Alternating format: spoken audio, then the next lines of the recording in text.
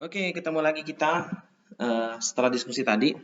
Kita sekarang akan membahas tentang coastal area. Kalau kita berbicara coastal area tuh, dari bagian ini teman-teman ngelihat nih. Kenapa kita berbicara tentang coastal area? Karena nanti sebagai port engineer, ya, pelabuhan kan pasti ditaruhnya di coastal gitu. Jadi kita fokus ke daerah coastal. Ada satu daerah di coastal area yang disebut littoral zone. Littoral zone ini adalah satu daerah di coastal yang dibatasi oleh pasang surut. Biar pendefinisiannya jelas, yaitu daerah di mana high water type, HHWL, high surface water level, yang dia pasangnya paling tinggi tapi terjadinya mungkin sekali-sekali, tapi paling tingginya itu sampai ke daerah surut terendah, di mana dia selalu terendam oleh air, oke? Jadi itu adalah littoral zone, tapi kita berbicara tentang coastal area. Littoral zone ini juga sering disebut sebagai intertidal zone. Kita akan berbicara bagaimana sekarang ini bagaimana interaksi dari gelombang, arus, terus pasang surut, itu akan mempengaruhi coastal areanya. Kalau kita berbicara daerah pantai di bumi, para ilmuwan tuh mengklasifikasikannya menjadi dua. Yang pertama berdasarkan lokasi dia berada, yang kedua berdasarkan formasinya, bagaimana dia terbentuk. Nanti dari berdasar lokasi juga dibagi-bagi lagi. Kita akan masuk ke detailnya ke berikutnya di slide berikutnya. Yang pertama, kalau kita mengklasifikasikan pantai itu berdasarkan lokasinya secara geologis, maka kita punya dua. Yang pertama adalah pantai aktif, active coast, yaitu pantai-pantai yang dekat ke lempeng benua, di mana dekat dengan pertemuan antar lempeng benua, sehingga sering terjadi benturan atau gesekan antar lempeng benua itu, sehingga nanti di sana aktivitas vulkaniknya dan aktivitas tektoniknya tuh sering. Sementara di satu sisi lain kita punya nanti pantai yang pasif, pantai yang jauh dari pertemuan antar lempeng itu, sehingga dia aktivitas vulkanik, aktivitas tektoniknya dikit. Kita lihat nih, ini pantai di Amerika nih, benua Amerika ya. Kuning itu adalah lempeng benuanya. Kalau sebelah sini itu disebutnya apa namanya? Pacific Coast. Sementara disebutnya Atlantic Coast. Dari penjelasan tadi tuh, penjelasan bahwa pantai aktif itu ada pantai yang berdekatan dengan pertemuan lempeng benua. Kira-kira ini untuk daerah Amerika nih, kita berbicara jauh dulu, kita jalan-jalan jauh dulu. Mana yang disebut pantai aktif dan mana yang pantai pasif? Yang Pacific Coast kah atau Atlantic Coast? Silakan dijawab di grup ya. Sekarang kita berbicara dari Amerika, kita terbang ke daerah sekitaran Indonesia. Indonesia merupakan daerah yang dikelilingi oleh lempeng benua juga, ada lempeng benua Indian Australian, Eurasian, Philippine Plate. Lempeng benua Filipina, oke. Sehingga teman-teman pasti tahu nih daerah mana nih yang paling aktif. Seperti pernah diceritakan bahwa yang paling aktif itu akan daerah ini nih. Pantai-pantai daerah di sepanjang pantai selatan Indonesia, mulai dari ujung Sumatera sampai ke daerah NTB sana, sampai ke arah Afrika, Irian Jaya, itu pantai selatannya itu adalah pantai yang aktif. Kenapa? Karena dia tadi lihat sendiri tuh pertemuan antara Indian Australian Plate dengan Eurasian Plate. Bahkan seperti yang pernah kita ceritakan juga bahwa daerah ini disebutnya nanti adalah Ring of Fire. Maka kalau teman-teman nanti mendesain pelabuhan di daerah sini, pasti nanti ada faktor gempanya loh. Faktor gempanya tuh dibikin gede dibandingkan kalau kita bikin pelabuhan di tempat-tempat lain. Ini contoh bagaimana aktivitas lempeng benua yang dahsyat banget akibatnya ke pantai.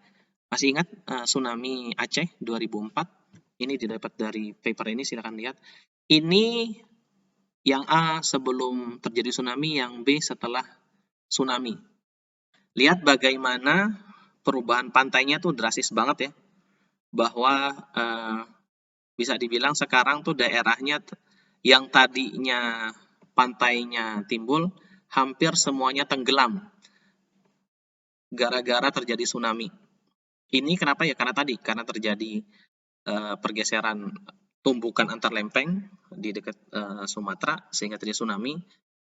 Tsunami-nya ya bisa dibilang nih membuat datarannya hilang. Kurang lebih seperti itu. Kita lihat bahwa ternyata di sini di setelah gambar setelahnya itu bahwa lautnya tuh sekarang makin banyak.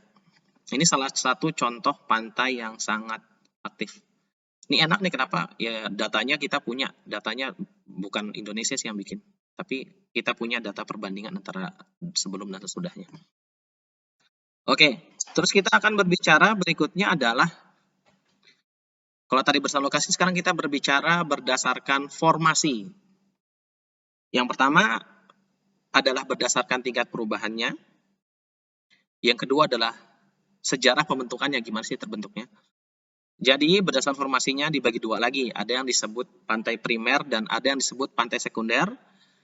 Berdasarkan sejarahnya ada pantai timbul, ada pantai tenggelam. Dan dominan prosesnya dari dua pantai ini adalah erosi atau deposisi. Erosi itu adalah penggerusan material atau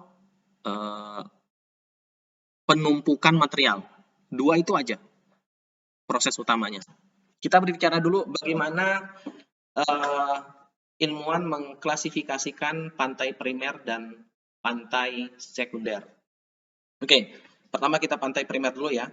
Biasanya pantai primer itu adalah, nih lihat nih, ingetin. Pantai primer itu adalah pantai yang terbentuk tidak karena aktivitas dari lautnya, tapi lebih akibat dari daratnya. Oke? Semoga dimengerti ya, diulang ya. Pantai primer itu adalah pantai yang terbentuk bukan karena akibat dari aktivitas laut, tapi lebih ke aktivitas dari daratnya.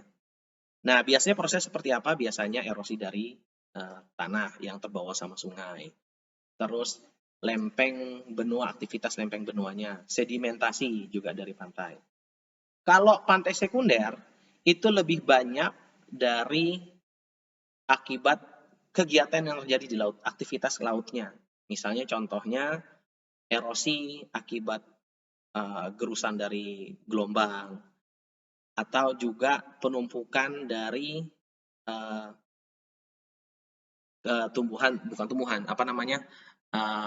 binatang-binatang laut gitu.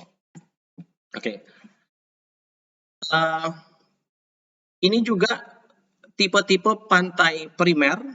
Ingat bahwa pantai ini bukan akibat dari marine activity, tapi lebih ke land activity-nya. Udah ada beberapa didefinisikan. Yang pertama disebut pantai erosi darat. Apa sih pantai erosi darat? Pantai erosi darat itu pantai yang berkembang di bawah pengaruh erosi daratan yang diikuti oleh proses inundasi dari laut. Termasuk dalam kategori ini adalah lembah-lembah sungai, pantai erosi glasial, dan pantai pada topografi karst. Terus ada disebut pantai pengendapan darat. Apa sih pantai pengendapan darat? Ini pantai yang terbentuk akibat akumulasi secara langsung bahan-bahan sedimen sungai, glasial, angin, atau akibat longsor lahan ke arah laut. Termasuk dalam kategori ini adalah proses pembentukan delta dan rataan pasang surut. Ada juga pantai gunung api dan pantai struktural. Ini gunung apinya gunung api yang di darat ya. Pantai akibat proses vulkanik di tengah laut. Di tengah laut, maaf. Saya salah nih. Ini akibat pantai gunung api yang di laut. Tadi nih, akibat gunung berapi, akibat daratannya ya, bukan akibat lautnya. Itu ya udah ini deh, ada pantai gunung api, ada pantai sungai, bisa dibaca, silahkan. Sangat disarankan teman-teman tuh cek ke paper ini nih. Karena sampai sekarang pun dia masih menjadi referensi tentang pantai primer ini. Oke. Sekarang kita berbicara lagi dua tipe pantai primer, masih tentang pantai primer. Di Indonesia banyak nih.